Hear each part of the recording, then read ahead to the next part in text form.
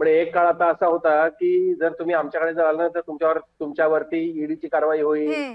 तुमच्याकडे सीबीआयची कारवाई होईल, तुमच्याकडे पोलीस कारवाई होईल, तुमच्यावरती नार्कोटिकची कारवाई होईल, तुमच्यावर इन्कम टॅक्सची कारवाई होईल. अशा पद्धतीने एका काळी भीती घातली जायची. पण आता भीतीचं काही त्यांना पडलेलं नाही ह्या नेत्यांना. हं. त्यांना आता फक्त काही आश्वासनं दिली, पैसे दिले की ते कधीही फुटू शकतात.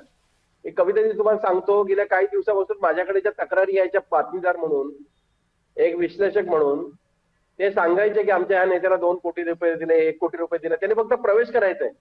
आणि मधल्या काळामध्ये शिवसेनेच्या एकनाथ शिंदे गटाने नाशिकमध्ये आता झालेल्या स्थानिक स्वराज्य संस्थांच्या निवडणुकीमध्ये त्याला जे यश मिळालंय, हं. कुठल्याही परिस्थितीमध्ये महानगरपालिकेमध्ये तो पक्ष आपल्या वरचढ होऊ नये याकरता इतरांचे नेते फोडायचे, इतरांचे आमदार फोडायचे, इतरांचे जे काही उमेदवार असतील संभाव्य त्यांना फोडायचे. कुठल्याही परिस्थितीमध्ये आपण शिंदे गटाच्या पेक्षा वरचढ झालं पाहिजे. हं. हं.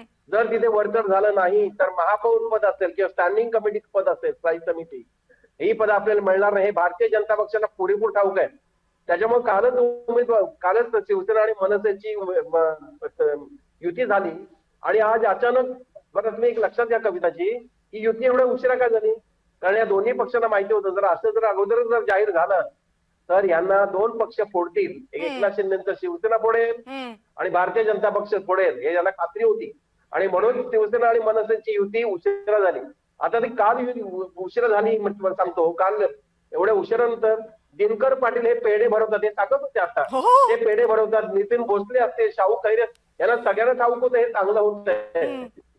पण हे चांगलं होत असताना भारतीय जनता पक्षाचे लॉसेस लक्षात घेऊन तिथल्या आमदारांना माहिती नाहीये, तिथे देवेनी फरांदे सगळा पक्ष चालवतात त्यांना माहिती नाहीये.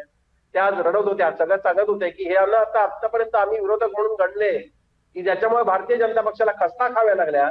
आज ते जर आमच्या न कळत जर तिथे येत असतील, यासारखं दुर्दैव नाही. हे भाऊ न सांगतायत, गिरीश भाऊ जे पक्ष तिकडे चालवतात. म्हणजे गिरीश भाऊंनी कोणालाही विश्वासात न घेता